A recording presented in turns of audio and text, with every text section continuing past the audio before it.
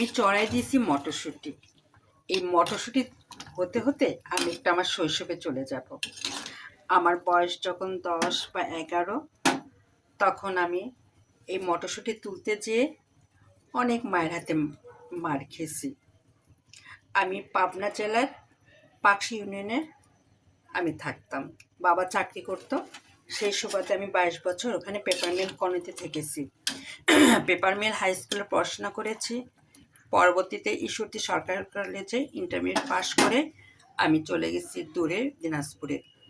তার আগ পর্যন্ত আমি পাকশিতেই থেকেছি। বাবা সরকারি চাকরি করতো, বাবা রিটায়ার্ড না হওয়া পর্যন্ত আমার আসা যাওয়া সবসময় চলছে। কিন্তু বলতে চাচ্ছি কি জানেন, এটাকে মটরশুঁটি বা খেসারি যেটাই বলেন না কেন, আমি যখন ছোটোকালে আমাদের বাসার সামনে একটা চরকি গেট ছিল। এই চরকি গেটটা পার হলেই এই মটরশুঁটির ক্ষেত দেখা যেত। অনেক মানে নিচু জায়গা, এত লাগায় মানুষ যে সারা জায়গায় শুধু সবুজে সবুজ আর মটরশুঁটি ধরে আছে। আমরা ছোটরা, আমাদের বয়সে যারা 10-11, তারা আমরা সব 5-6 জন আমরা চলে যেতাম হাঁটতে হাঁটতে বিকালে, যে এই মটরশুঁটি কোচ ভরে তুলে নিয়ে আসতাম।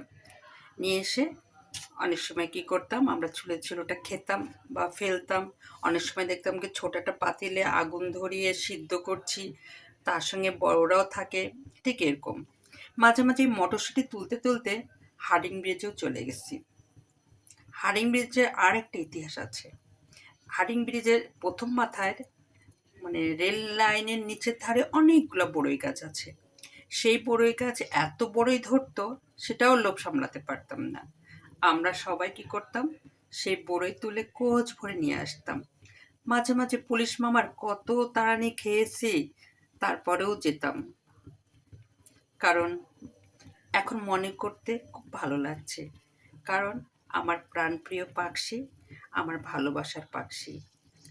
আমার শৈশব কৈশোর সব ওখানে কেটেছে। তাই ওখানকার স্মৃতি কিছুতেই ভুলতে পারি না। এই মটরশুঁটি আমার স্যাপ নিয়ে এসছে ছোলার জন্য, পোলাতে খাওয়ার জন্য, মুরগির মাংস খাওয়ার জন্য। আমি সেটা কি করেছি, 3 ভাগ ছুলেছি আর 1 ভাগ সে শৈশবের মতো সিদ্ধ করব।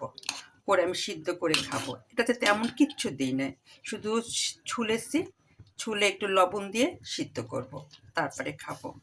আর আমি আবার চলে যাব শৈশবে, কারণ শৈশবে আমি এরকম অনেকবার খেয়েছি, অনেকবার মটরশুঁটি খেতে হাঁটতে গিয়েছি, অনেকবার মানুষের ক্ষেত থেকে চুরি করে নিয়ে আসছি, অনেকবার এরকম বসে বসে আমরা সব, আমাদের বড় আপুরা ছিল, আমরা তুলে আনতাম আর তারা আমাদের সিদ্ধ করে দিত।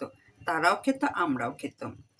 শুধু তাই না, আমরা কতদিন আমরা পদ্মার হার্ডিং ব্রিজ এই মাথা থেকে ওই মাথায় চলে গেছি ভেড়া মেরা। যখন বুঝছি তখন আর যাই না, কিন্তু তার আগ পর্যন্ত পুলিশ মামাকে অনেক কথা গল্প টল্প করে অনেক কিছুভাবে বুঝিয়ে তাকে বললে আমরা ঠিকই ওপার চলে যেতাম। আবার তাদের সঙ্গে কথা বলে অনেক সময় বড়ই পেরেছি। আপনারা যদি পাকশি থেকে ওটা খেয়াল করেন দেখবেন, রেল লাইনের নিচেই, যেটা হলো নদীর ধার থেকে সোজা যাওয়ার রাস্তায় দেখবেন যে অনেক বড়ই গাছ, সেই বড়ে আমরা পেরে পেরে খেতাম।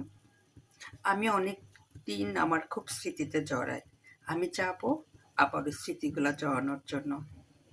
আচ্ছা, অনেক কিছু বলে ফেললাম, তবে মটরশুঁটিটা সিদ্ধ হলে আমি ওইভাবেই খাবো যেভাবে আমি ছোট্টকালে খেয়েছি। এই জন্য আমি সিদ্ধই দিয়েছি। এখানেই রাখলাম। আল্লাহ হাফেজ।